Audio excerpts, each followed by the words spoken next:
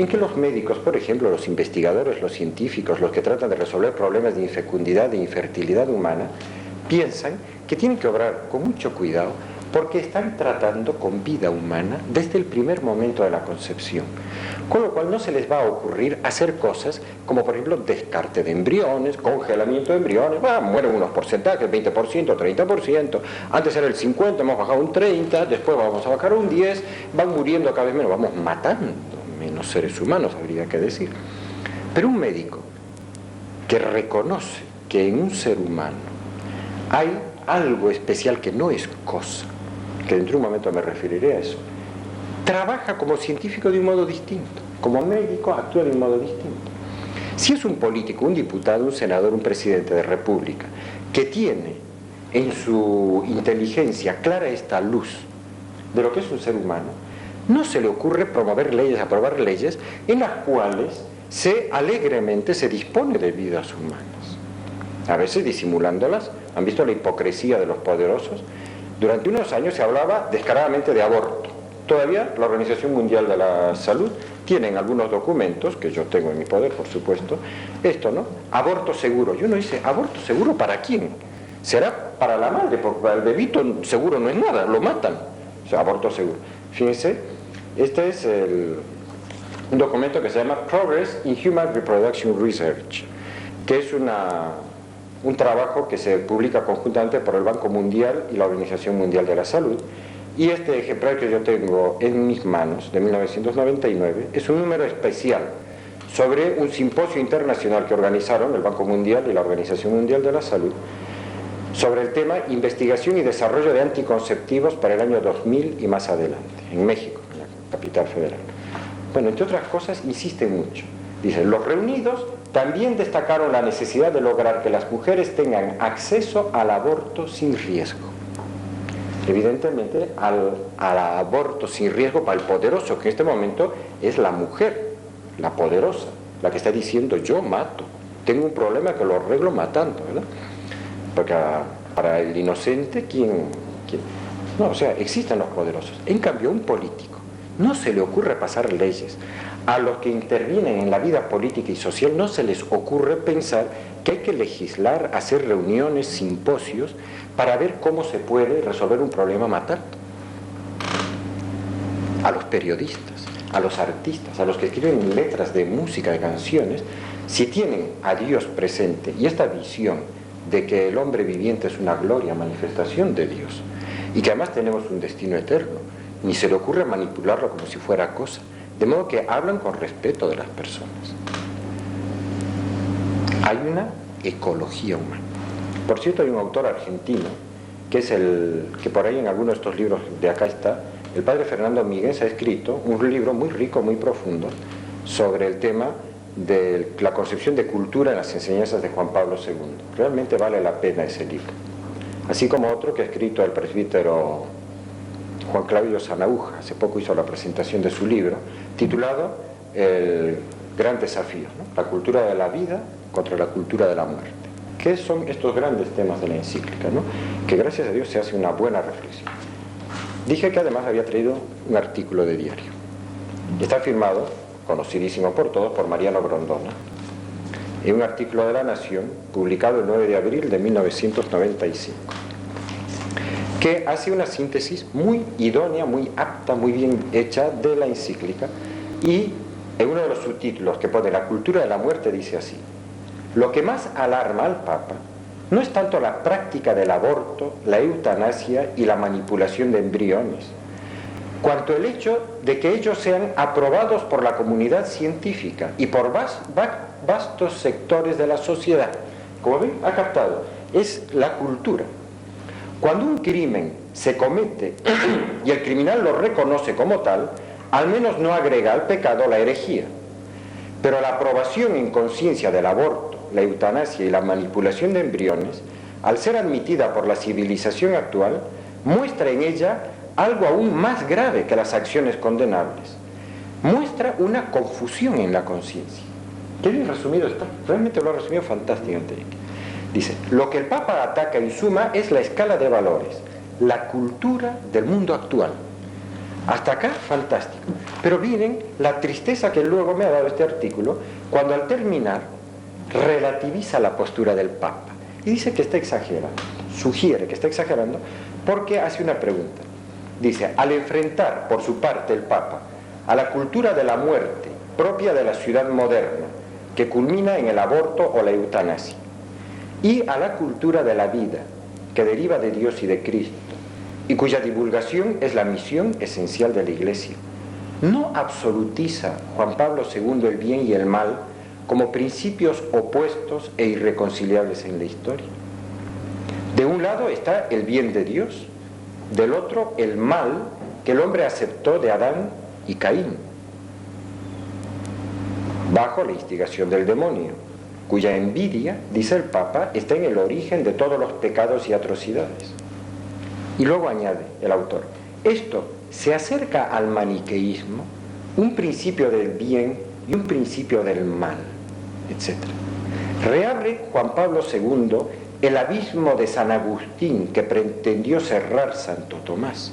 Ahí termina el artículo, insidioso, sugiriendo que no es limpia ni clara la postura del Papa, que está tratando de dividir a los seres humanos y hacerlos pelear con este tema, cuando lo que hay que ser es más abiertos al diálogo. No lo termina de decir con claridad, para mí me ha dejado un sabor amargo en la boca leer este artículo, después de que tiene una lucidez tan grande para captar el contenido. ¿Qué es lo que pasa? Que a veces hay intelectuales, que yo no sé si consciente o inconscientemente, eso solo uno sabe en su conciencia, pero parece que le hacen eco a la cultura de la muerte, que en el fondo, con el relativismo moral, vienen a decir, no hay que exagerar tanto las cosas. En algunos casos, en nombre de la paz social, de un ecumenismo civilizado, para que no haya luchas terribles, a lo mejor hay que aceptar que en las leyes, en las reuniones de las Naciones Unidas, en los grandes organismos internacionales, se apoye económicamente, se tutele legalmente, se investigue en los ambientes científicos para ver si de alguna manera se puede resolver algunos problemas haciendo la eutanasia de algunos casos terribles de ancianos, eliminando a algunos enfermos crónicos muy graves, haciendo abortar a algunas pobres chicas que han sido violadas o que vienen con el bebito enfermo de alguna enfermedad grave. No amar al prójimo enfermo, necesitado, débil, eso no. Esas palabras de Cristo, a mí me lo hicisteis, cuando estaba necesitado de cuidados vitales, ahora la cultura moderna empieza a decir, no, eso es caro, es costoso, no. ¿Y qué es lo que el Papa dice en esta encíclica en el fondo? El ser humano que dice no a todo eso se va volviendo inhumano, porque empieza a no querer obrar del único modo que manifiesta al ser humano como una persona realmente dotada de algo especial, que es la capacidad de entregarse al prójimo. Papa insistió mucho que el ejercicio más perfecto de la libertad es la capacidad que uno tiene de entregarse al otro, sobre todo cuando el otro está necesitado y no me puede pagar con todo. Eso se llama amar. El que dice no, es caro, es costoso, es difícil, me va a crear un problema terrible en la vida, lo resuelvo matando. Esa persona está matando dentro de sí misma su dignidad personal. Y bueno, tal vez haría ahora falta. Primer tema con el que quise más o menos introducir la lectura de la encíclica fue el enfoque cultural que hace el Papa de la cultura, del mundo en el que vivimos. El segundo tema, que creo que es necesario también examinarlo, es la palabrita dignidad de la persona humana, que para la conferencia de Beijing en Pekín hay muchos grupos feministas radicales y por supuesto muchos organismos de las Naciones Unidas que están totalmente de acuerdo con ellas, que quieren borrar de la Declaración de Derechos Humanos y de cualquier documento internacional que hasta ahora se ha suscrito la palabra dignidad, porque dignidad es reconocer demasiado que todo ser humano en la condición y situación que esté merece un reconocimiento irrestricto de sus derechos. Eso es demasiado. Quieren borrar la palabra dignidad. Seguramente lo van a conseguir, en algunos casos por lo menos. Ahora bien, ¿qué quiere decir la palabra dignidad? Que el Santo Padre usa acá En la Evangelium Vitae, fíjense, en el número 2, alguien pensará que casi ni he abierto la encíclica, pero es que realmente es muy grande. En el número 2, al terminar el párrafo 2, dice: el Evangelio del amor de Dios al hombre, el Evangelio de la dignidad de la persona y el Evangelio de la vida son un único e indivisible Evangelio. Es decir, que hablar de la dignidad humana, hablar de la vida y hablar del amor de Dios al hombre es lo mismo. La palabra dignidad significa muchísimo. En Dios significa algo que nunca terminaremos de penetrar totalmente. Hay en Dios un conocimiento de lo que Él mismo ha hecho, que es el ser humano, que ha hecho algo tan grandioso, tan fantástico, que incluso hay científicos que hablan del principio antrópico en el mundo de la naturaleza, porque hay varias realidades de la física de la naturaleza que si variaran un poquito nada más sería imposible la vida humana en el universo y en la Tierra. Y sin embargo, con una precisión increíble, hay ciertas variables físicas que se dan justo en los niveles exactos que permiten la vida humana. Ha habido científicos que han hablado de un principio antrópico. Dios ha querido que exista vida humana en la Tierra. Y es como un milagro que se dé en el planeta Tierra. Bueno. Pero además hay que penetrar más profundamente en lo que es un ser humano. ¿Qué se quiere decir al hablar de dignidad de la persona humana? Hago simplemente una brevísima introducción al tema para que se orienten. Se quieren decir, primero de modo negativo, que el ser humano no es cosa. Con esa palabra se ha entendido siempre esto así. Y para que vean que no me baso solo en autores católicos, hay un pensador, que además es un pensador que es responsable, digamos, del liberalismo filosófico en el que ha incurrido la sociedad, que ha terminado además en un relativismo cultural, que es Kant, Immanuel Kant. Pero él, como tenía todavía una enorme herencia del cristianismo luterano que había recibido en su familia, él por supuesto que tenía muchas ideas cristianas a pesar de su filosofía. Pues Kant decía que no hay que decir que el hombre tiene valor, sino dignidad. Esto lo ha explicado muy bien un filósofo alemán actualmente vivo, Robert Spemann, en un librito que se llama Ética, Cuestiones Fundamentales, que está publicado en castellano, donde él explica que Kant no le gustaba la palabra valor, al hablar de decir que un ser humano es valioso, porque lo que es valioso, uno termina preguntando cuán valioso es, y termina preguntando por el precio de lo que es valioso. Termina lo valioso siendo sinónimo de caro, de modo que se puede tasar y comparar, y podría resultar que aunque se diga que el ser humano es un ser valioso, uno podría encontrar que hay otro ser más valioso todavía, y que por lo tanto valdría la pena intercambiar un ser humano por esa otra cosa más valiosa, que es cosa que piensa actualmente mucho la gente. Para tener un televisor o para tener un auto prefiero cuidarme y no tener hijos por el momento. ¿Qué es lo que piensan? Que es más valioso un televisor, un auto, la libertad de viajar, etcétera, que un hijo. Entonces, desconfiaba mucho de la palabra valioso o valor al hablar de ser humano, y proponía usar la palabra dignidad.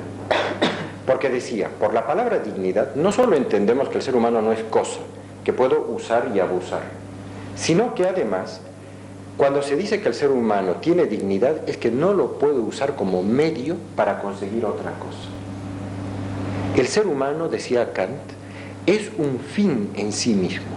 En él terminan los actos humanos. No se pasa a través de ellos como pisando un escalón para llegar a otra cosa.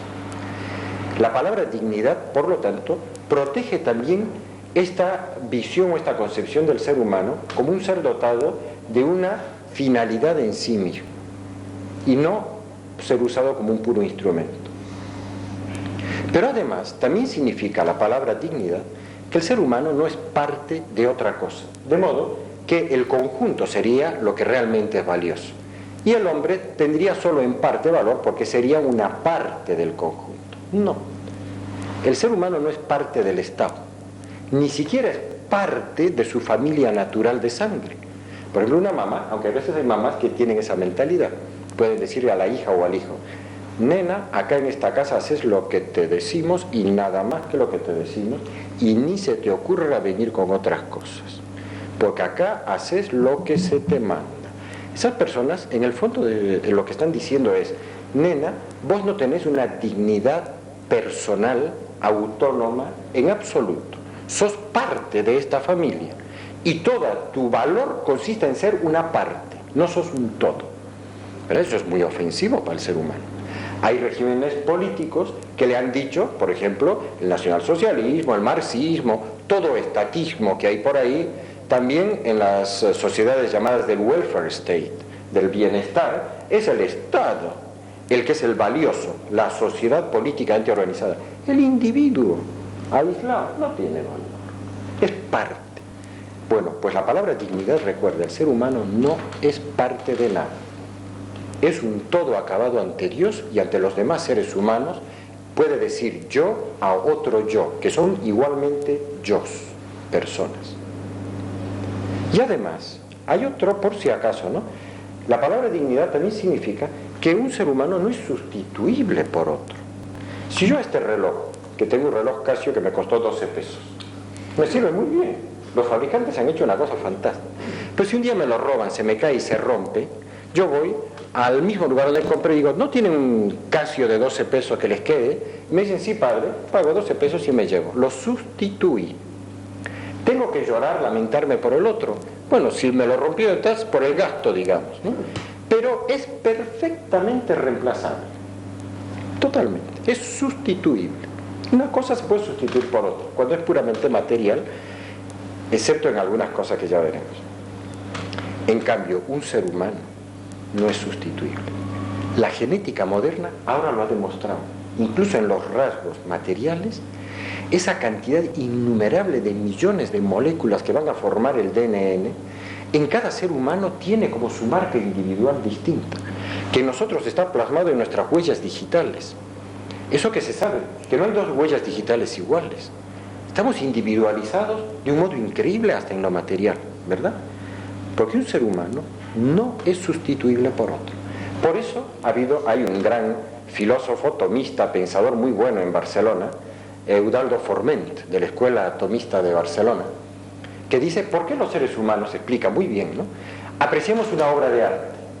Porque la ha hecho un ser humano, que como es irrepetible, después de que ese ser humano ha pintado los cuadros que pudo pintar, Velázquez, Picasso, Goya, el que a uno le guste, y se murió. Como es irrepetible, insustituible al ser humano, nunca más habrá en la historia otro Goya, otro Picasso. De modo que esos cuadros han pasado a ser únicos. No habrá más, nunca. Y es verdad. Eso es como una prueba, digamos, fenomenológica de este concepto, que el ser humano no es sustituible porque es irrepetible. Ese embrioncito que se está manejando, manipulando, matando, ese anciano al que se le está poniendo una inyección de morfina para matarlo, ese enfermo crónico que se dice que es es algo absolutamente único. Que en una cultura atea dicen, bueno, es un error de la naturaleza, vamos a descartarlo. Cuando el elemento cultural, que es la visión religiosa de la vida, me recuerda, existe porque Dios ha querido que exista, es hijo de Dios, tiene un destino eterno ahí donde está. No lo trates como cosa. Respetalo. Sobre todo cuando no puede expresar su propio parecer. Hay que presumir que querría vivir, no hay que presumir que querría morir. Hay, por supuesto, personas que prefieren morir que las maten, pero son minorías en este mundo. No son ni mucho menos una norma de conducta humana. Bueno, por lo tanto, el Santo Padre en la Benedictionem Vitae dice, fíjese hasta qué punto llega en su concepción de la dignidad humana, que dice que incluso un asesino perverso, malvado, maligno, no pierde su dignidad humana, no deja de ser humano. En el número 9 dice, ni siquiera el homicida, por ejemplo Caín, porque está hablando de Caín, ni siquiera Caín pierde su dignidad personal y Dios mismo se hace su garante. Le pone una señal misteriosa que no sabemos qué era, para que nadie lo toque. De modo que es coherente con esta visión que haya dicho que en la vida práctica la pena de muerte normalmente no se dan las condiciones para aplicarla. No ha querido decir de un modo absoluto que prohíbe a los estados políticos el aplicar la pena de muerte, porque tiene que respetar la legítima autonomía, que eso es un logro, una madurez de la cultura moderna, la legítima autonomía que tiene el Estado y las fuerzas políticas. Si un Estado aplica alguna vez la pena de muerte y piensa legítimamente que ante algún caso de clamorosa injusticia deben matarlo, el Santo Padre opina que es mejor no matar ni siquiera en esos casos, pero no ha querido decir que han hecho un acto intrínsecamente malo. De todos modos, qué impresionante, ¿verdad? Ni siquiera el homicida Caín pierde su dignidad personal. Hay que tratarlo como persona. En la medida de lo posible hay que respetarle su propia vida, que él no ha querido respetar en los demás. Y Dios mismo se hace su garante. Esta visión del ser humano hace que el conjunto de la encíclica se pueda entender, yo creo, bastante bien. A continuación viene el otro tema, que ya no me da tiempo a desarrollarlo, por lo menos con un cierto detalle, que es el tema que tanto preocupa al Santo Padre, la alianza que se está dando cada vez más entre democracia y relativismo moral. Porque la cultura de la muerte es una cultura relativista, que dice, en una democracia todo es negociable, todo es pactable. ¿Por qué? Porque el ser humano no tiene ni ese reflejo divino en sí, ni tiene un destino eterno, ni tiene unos derechos inalienables. Tiene lo que nosotros les concedamos. Con lo cual, todo se puede pactar. Hay leyes del aborto, leyes de que se llaman de la fecundación asistida o cosas por el estilo, que en el fondo son manipulaciones directas de la vida humana. Hay leyes que ahora, de modo hipócrita, están cambiando el vocabulario, ya no se habla de aborto, se habla de salud reproductiva. Como ha quedado claro después de las discusiones para el Cairo que salud reproductiva era sinónimo de aborto, ahora han quitado nuevamente los poderosos de este mundo la palabra de circulación, cada vez se habla menos de salud reproductiva, ahora se habla de procreación responsable. Cada vez se ponen títulos más lindos, porque claro, impresiona procreación responsable. ¿Quién quiere ser irresponsable? Pero significa siempre lo mismo, ¿verdad?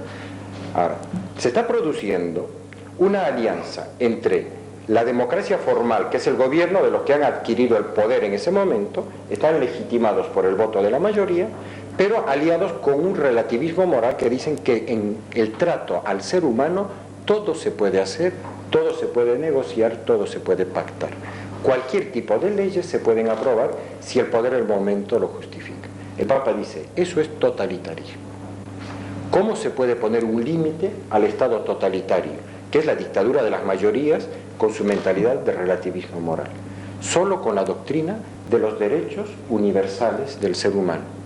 Que la sociedad acepte que todo ser humano, fuerte, débil, perdedor, ganador en el juego político, sano, enfermo, joven, viejo, en el seno materno o fuera del seno materno, está dotado de una serie de derechos humanos inalienables.